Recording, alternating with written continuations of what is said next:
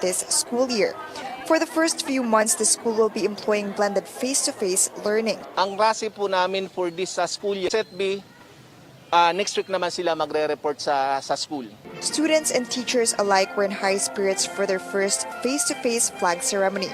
According to those we spoke to, being among peers in school makes learning more focused and personal. Mas madali po kasi pag face-to-face, natututo sila mag-aral. Makakasama ko na po yung mga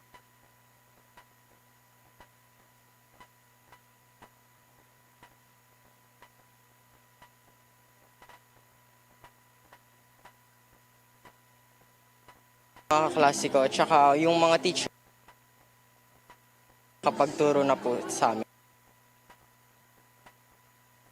Serve as quarantine facilities. School personnel assured that the perimeter is well guarded and they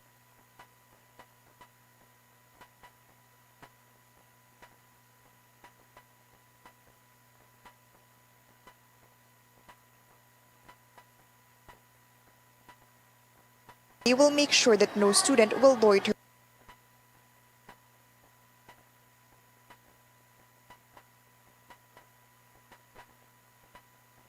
in the area. According to the Department of Education, facilities will be clear. Issues and queries at their command center received were related to school enrollment policies. Now, despite some bumps in the road, transport authorities say it was still generally orderly as the number of public transport vehicles available on the first day of classes was enough to meet the demand. George Quiles tells us officials also said the traffic situation was not as bad as anticipated. Authorities grapple with students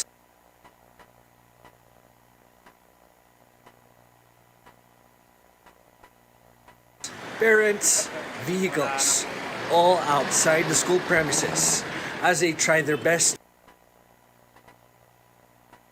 to make sure going back to school is safe. Tumukod kami dito kanina, which is very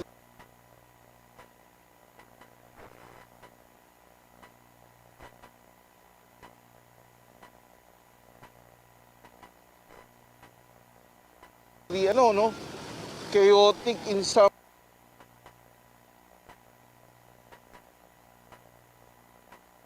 Transport regulators warn drivers against failing to follow road safety rules, like this bus with wipers and signal lights that don't work. Inspect po natin yung roadworthiness, mga dokumento, yung bang mga driver ay may mga lisensya na angkop dun sa pinag-drive nila. While traffic congestion cannot be avoided in some portions of Commonwealth Avenue in Quezon City and areas near schools, overall, traffic volume was lighter than expected. LTFRB says there are enough public utility vehicles to serve For our students. Abante na po.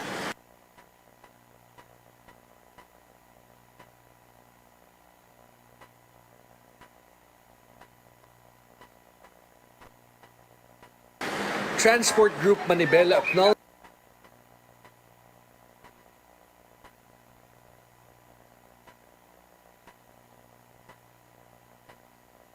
the move to reopen. Para mapabilis na po yung pagpaparehistro namin kasi hindi naman po biro yung penalty na babayaran po namin. CNN Philippines has sought regulators for comment, but the LTFRB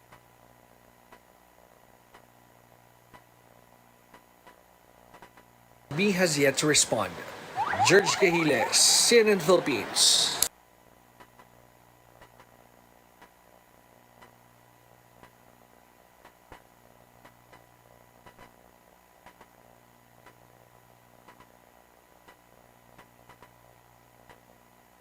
Because as lawmakers dig deep into the aborted sugar importation, a congressional hearing reveals conflicts within a regulatory body. At the House of Representatives,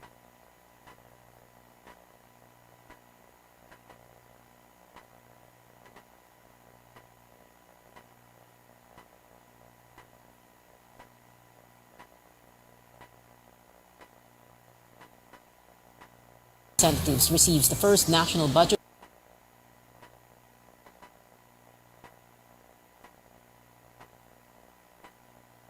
My faith in God led me to all these blessings.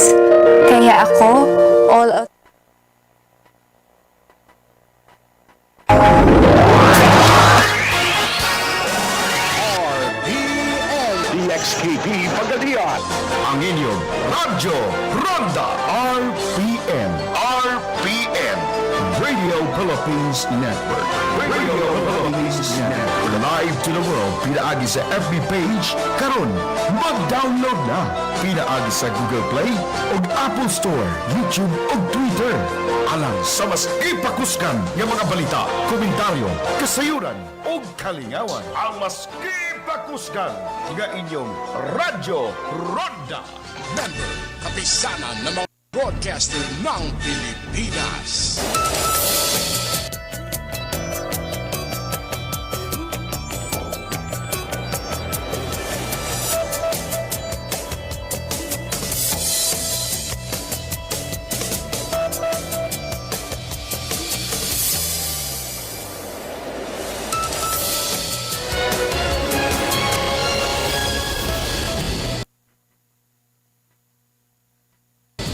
Welcome back to CNN Philippines. It was a sweet deal becoming sour as lawmakers questioned former sugar regulators over supply issues. More details about their supposedly illegal importation order surfaced. Let's bring in Lois Calderon for the details. President Bongbong Marcos vetoed an order that tons of imported sugar. Former Sugar Regulatory Administration Chief Hermenegildo Serafica and Agriculture Undersecretary Loie Ocasio Sebastian field questions from lawmakers. More details on how they wrote the sugar order surfaced. Alam mo ba kung kailan unang nalaman ng ating Pangulo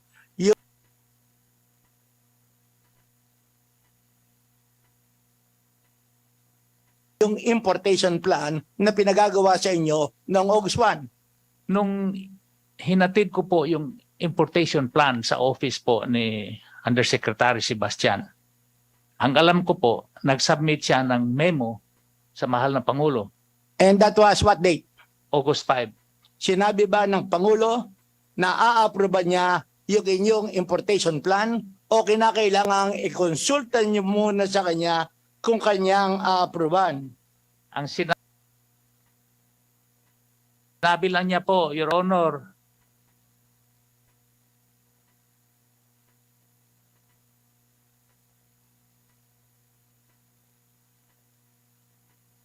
submit an importation plan. Building a case that it's President Bongbong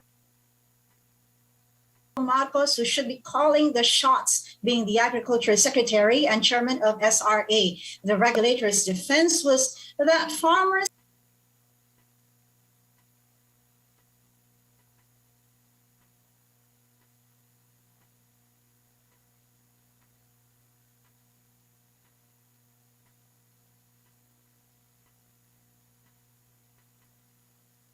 and the sugar industry were consulted and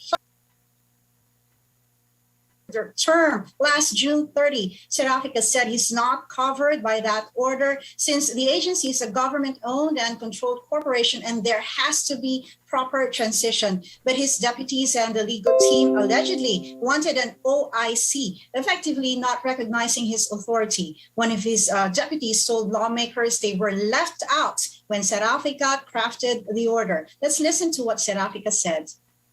I was a victim of MC1.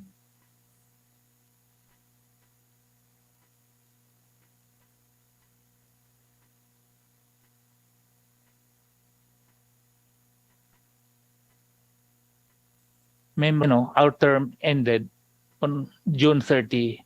So I felt that they breached my trust as far as SRA.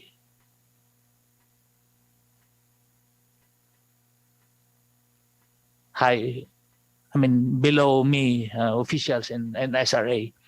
And at that point, As I said earlier, we have so many sugar orders precedent on these issues.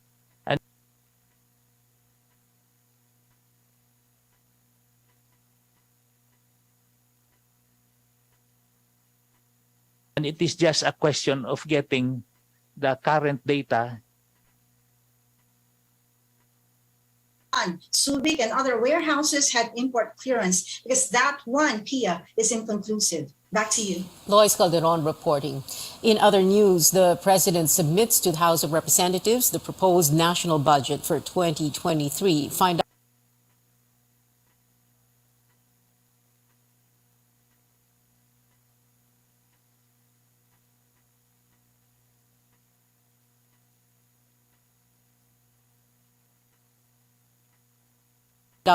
Education tops spending with nearly 853 billion pesos.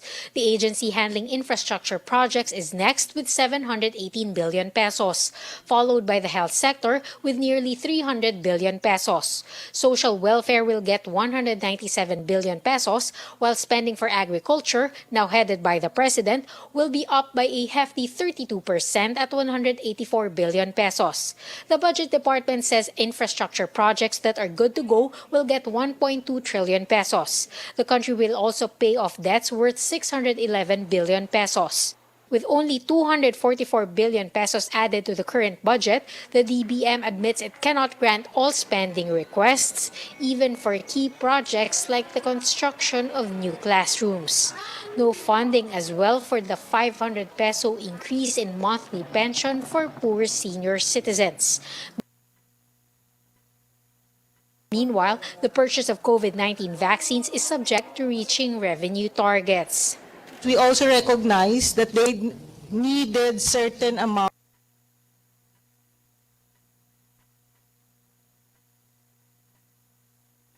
for their priority projects.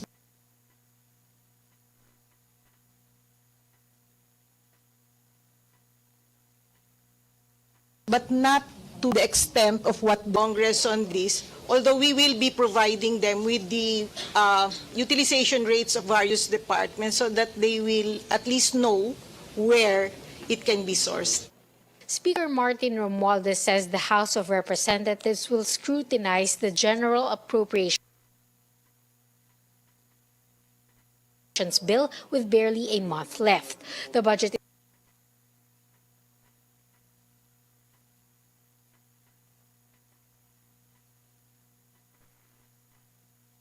is first submitted to the House before it goes to the Senate. The House plans to end Appropriations Committee hearings by September 16th. Plenary debates begin September 21st and final approval by September. Agile. Lawmakers have earlier held preliminary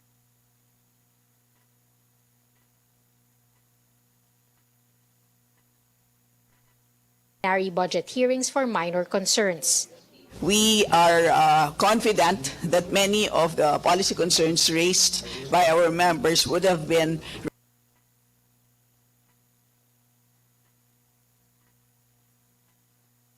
resolved so that we budget of a little over 5 trillion pesos.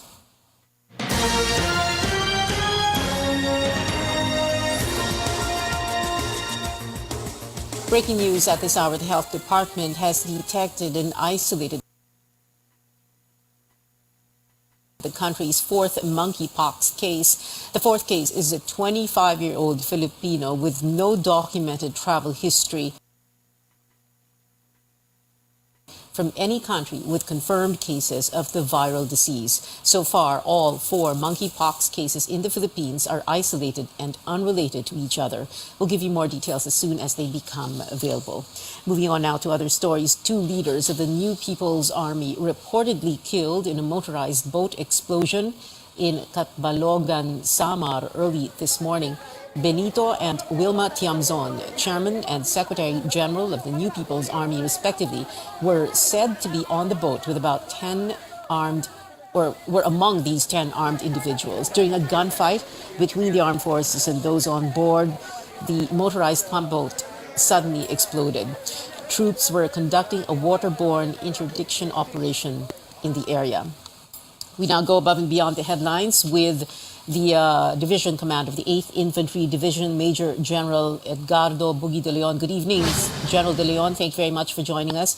Can you tell us first, at this point in time, sir, as of 6:20 in the evening, alam na po ba natin if Benito and Wilma Tiamzon were on that boat or not? Do we already know that information for sure? So as of now, we don't have any physical evidence to prove that the Tiamsons are aboard the said motorboat. The report that reached me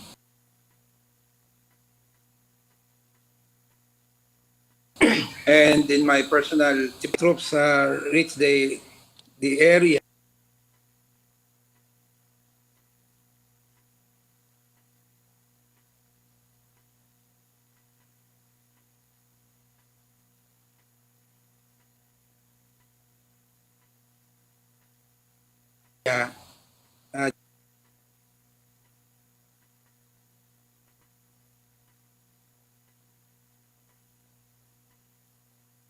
That happened at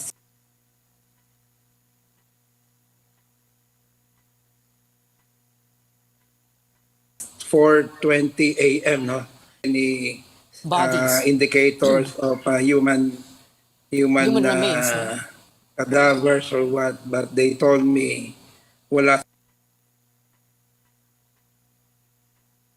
sila nakitang cadaver sa area.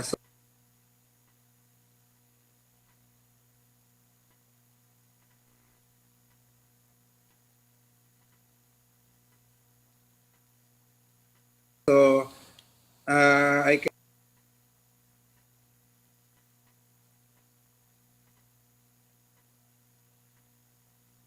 which is entitled, and we quote, neutralization of CTG or Communist Terrorist Group leaders Benito and Wilma Tiamzon, with all those details as you already narrated in that spot report. Para bang nauna ata yung spot report, medyo excited po ata ang pagka-release. No, I released my spot report before noon time. No? So there was no mention of any personalities that were casualties in that operation, because I quoted directly the report from the operating troops. It's the Joint Special Operations Task Force, Trident, that we created purposely to help us. I'm the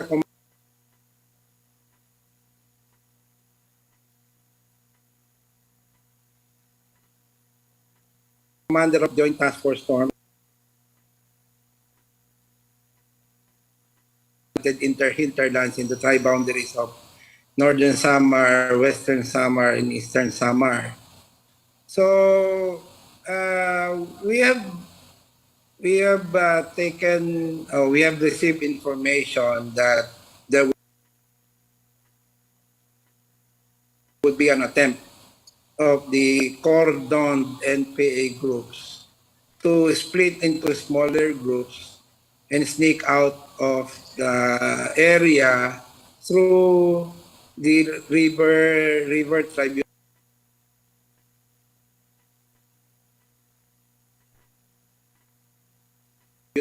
towards the boat exploded. Then there was a huge explosion. And they were not able to see any General De Leon, human remains after the explosion. General De Leon, I know you are referring to the statement or press release of the 8th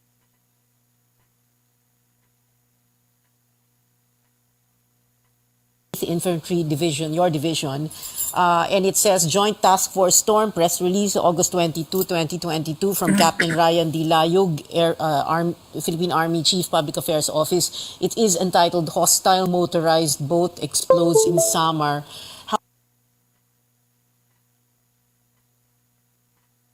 However, before etc., etc. So meron pong nauna pong lumalabas na spot report. It was written like any normal, regular spot report. And that was what had circulated bago po na-release yung sa inyo, kung saan hindi nyo po pinapangalanan ang mga Tiamzon.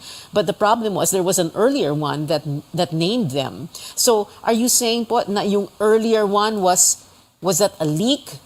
Na paaga yung report, hindi po siya that was not cleared by the top brass. It was not cleared by you, and somebody had just sent it out.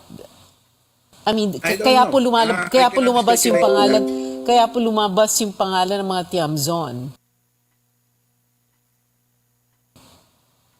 I don't know. I cannot speculate on that because the official report emanated from me.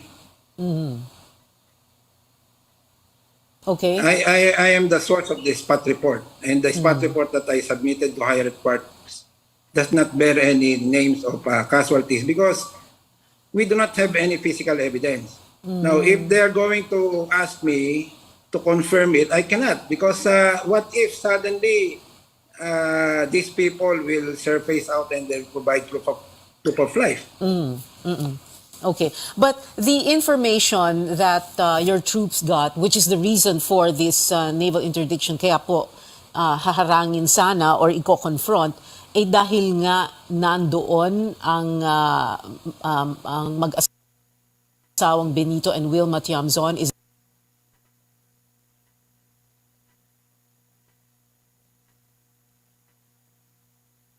that why there was that operation?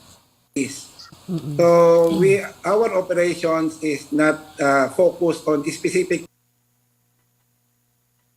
persons, but on particular NPA platoons that we have been running after for the past few months. So when I directed the naval component to conduct maritime or waterborne missions, it was intended to interdict an armed group without particular personalities. That's why I'm wondering why suddenly the names of these personalities crop up. Yes, we are also wondering why, General De Leon. We're wondering why because yun ang unang umikot na balita. Yeah, we are tracing saan nanggaling yung information na yan. Oo. Alright, anyway, ubos na po yung oras natin. Pero maraming salamat po sa inyo, Major General Bugi De Leon, 8th Infantry Division Commander. Thank you, sir, for joining us this evening. Coming up, Gilas gears up for the FIBA World Cup qualifiers with arguably its most talented team yet. You're watching Newsnight on CNN Philippines.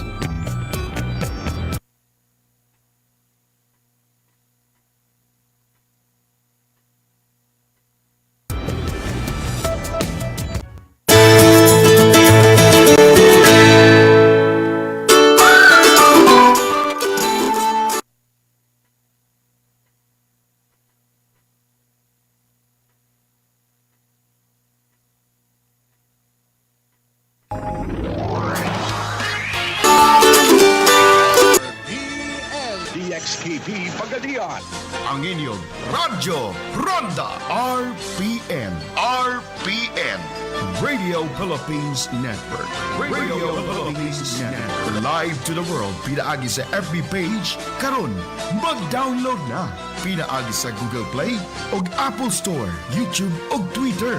Alang sa mas kipakuskan ng mga balita, komentaryo, kasayuran o kalingawan. Ang mas kipakuskan ng inyong Radyo Ronda Network. Kapisanan ng mga broadcaster ng Pilipinas.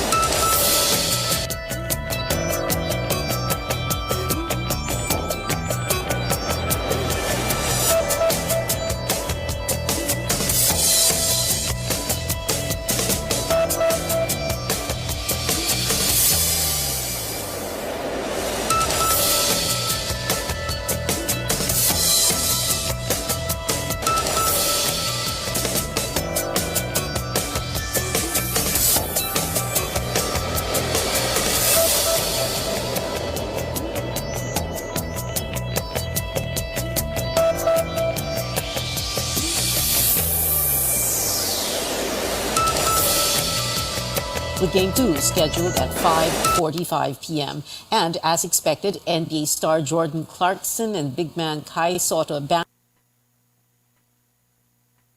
the 13-man Gilas Pilipinas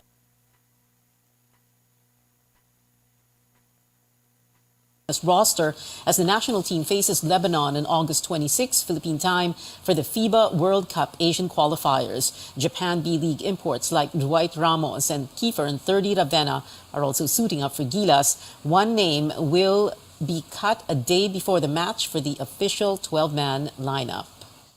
They are not necessarily the best players in the country, but they are the best team to play against Lebanon, no? Based on who are the available players. We are confident. Lineup. And that is it for tonight. Join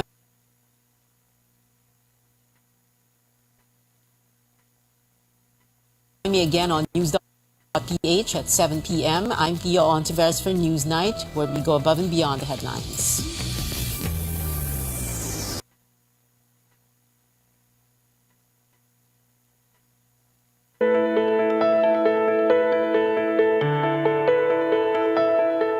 Health officials say that one of the leading causes of mortality in the Philippines is pneumonia, an infection in one or both of our lungs. The most common symptoms are cough, fever, chills, and having trouble breathing. On its own, pneumonia poses a serious health risk as it attacks our lungs that basically help us breathe well. But pneumonia caused by the COVID-19 virus is a different story. I'm Dr. Freddy Gomez, and you're watching MedTalk Health Talk on CNN Philippines.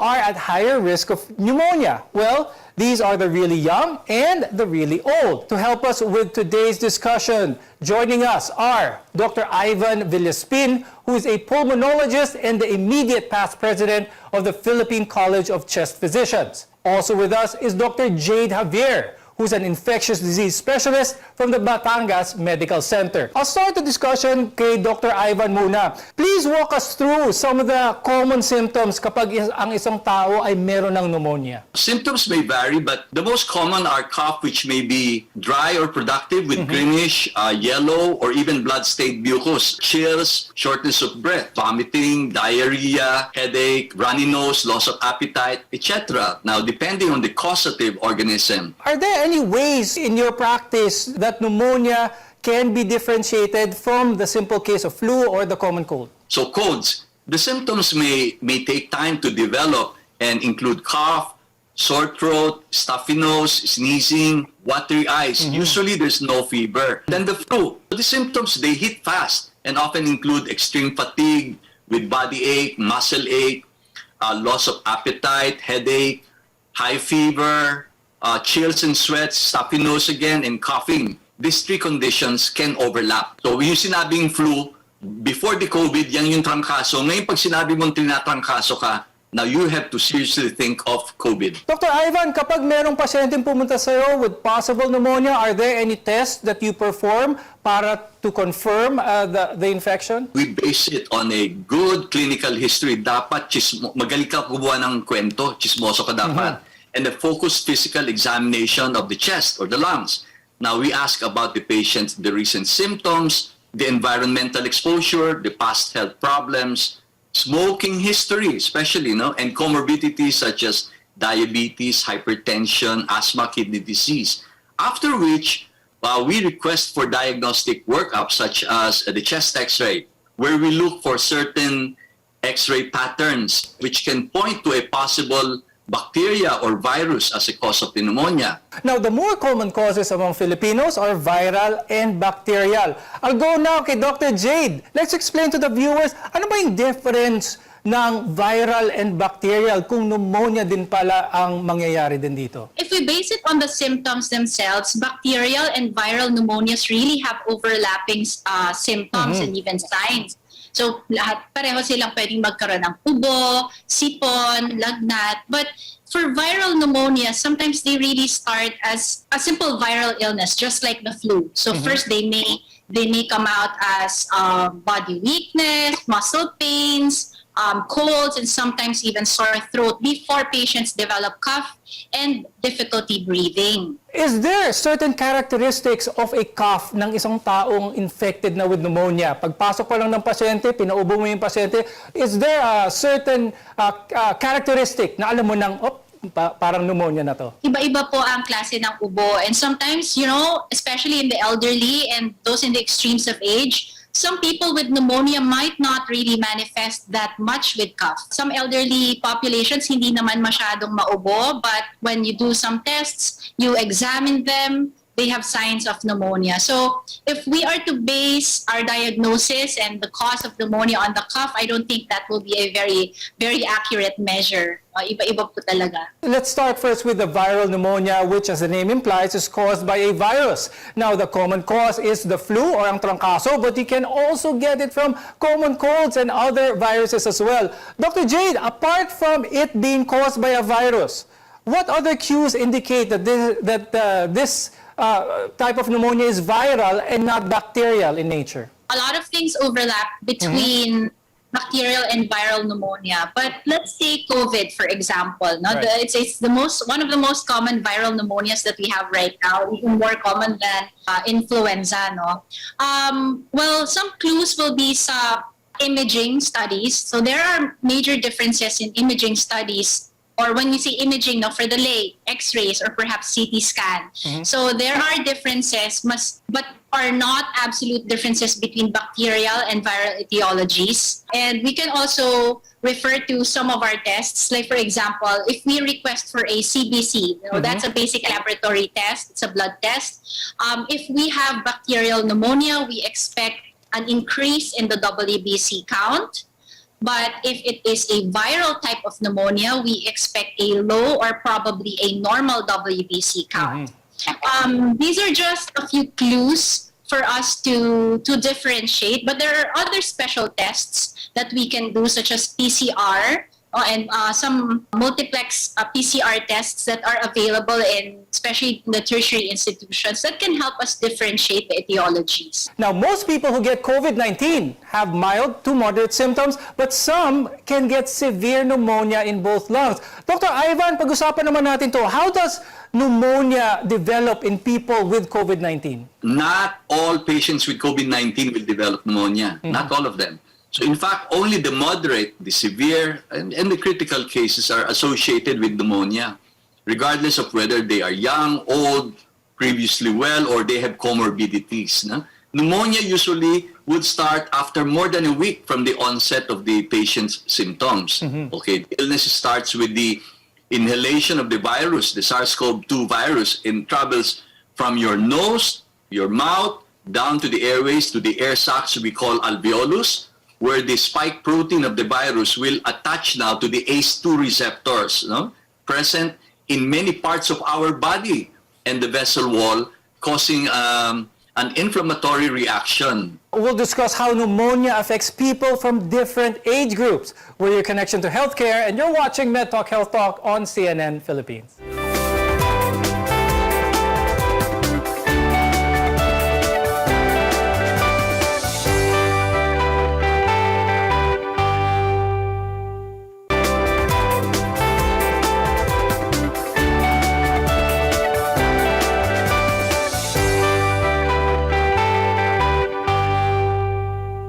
Up next, we'll talk about how pneumonia affects different age groups and how to treat and prevent it. I'm Dr. Freddy Gomez, and you're watching MedTalk Health Talk on CNN Philippines. We're together in health. Now, before we go into that, I'd like to ask Dr. Ivan, when it comes to pneumonia ng COVID-19, are the symptoms similar? Whether it's dry or productive, cough, fever, and labored breathing or difficult breathing. When you're given that triad and then you listen to their chest and you listen to crackles, that's pneumonia. Then we call that community-acquired pneumonia. Now, let's talk about COVID.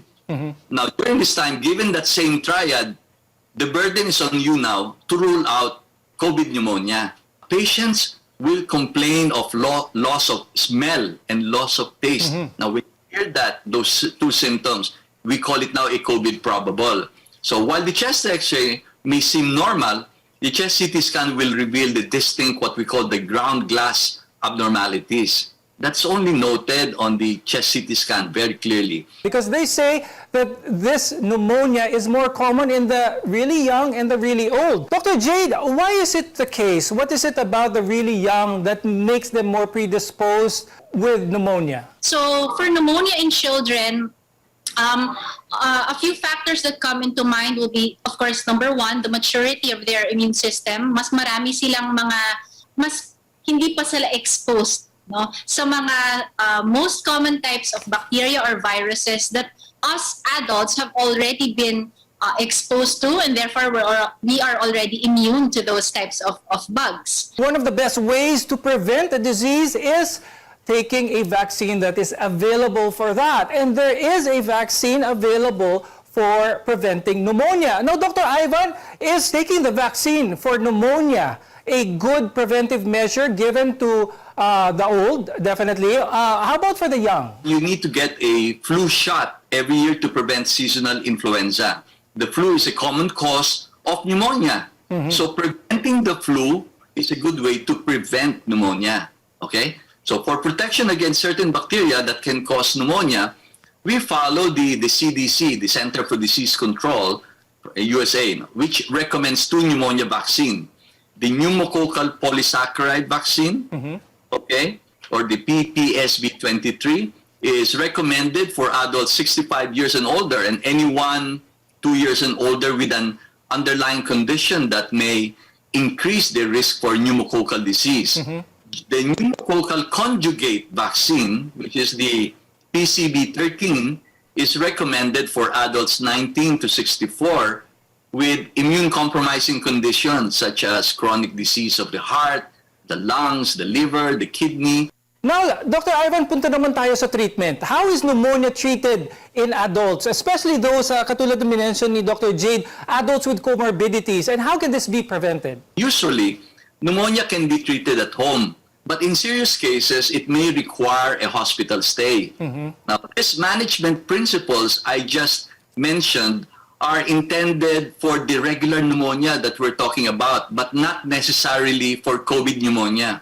Okay. Apparently, there's a wide variability in the prescribing behavior of the doctors or even the specialists, notwithstanding the availability of local and international guidelines. For example, our Living COVID-19 Philippine guidelines, of which I'm a member, we recommend against the use of azithromycin, very popular now, among patients with COVID-19 infection.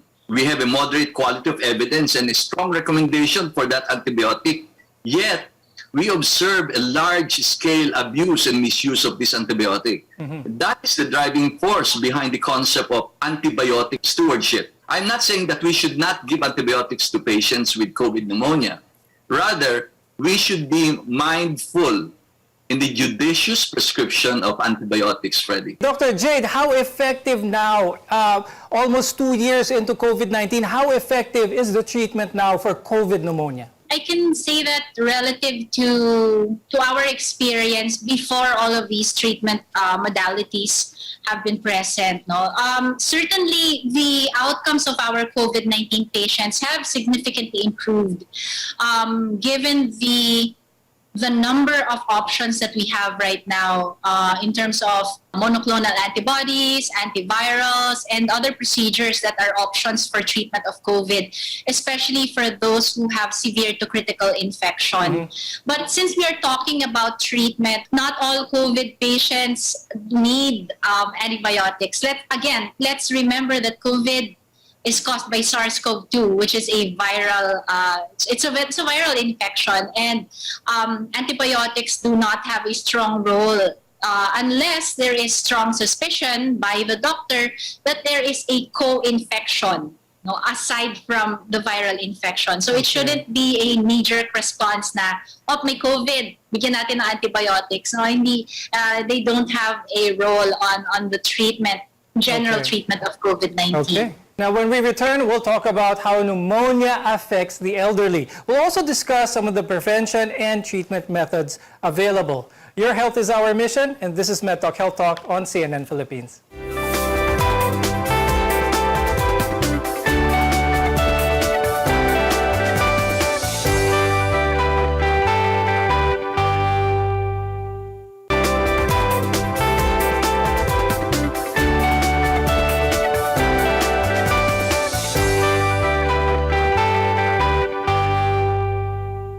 I'm Dr. Freddy Gomez, and you're watching MedTalk Health Talk on CNN Philippines, where your care always comes first. Filipinos over the age of 60 are among the age groups with the highest mortality rates due to pneumonia.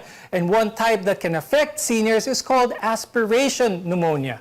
Dr. Ivan, discuss natin with our viewers, what exactly is this at paano nangyayari ang aspiration pneumonia? In general, when we say aspiration, it must be pointed out to our listeners that we do aspirate. We probably aspirate about 30 ml of fluid every night, when we sleep. Aspirate, bumabalik yung pagkain natin sa tiyan, pupunta ng baga natin. But it doesn't cause significant disease in many people, except for patients who are, you said, elderly. So that's difficult, and it's a challenge to manage aspiration pneumonia. You're not only thinking of gram-positive, gram-negative, anaerobic organisms, and which means you will be given expensive medications, no? So aspiration pneumonia is something that can be actually prevented, no? Kasi aspiration pneumonia may be witnessed or unwitnessed.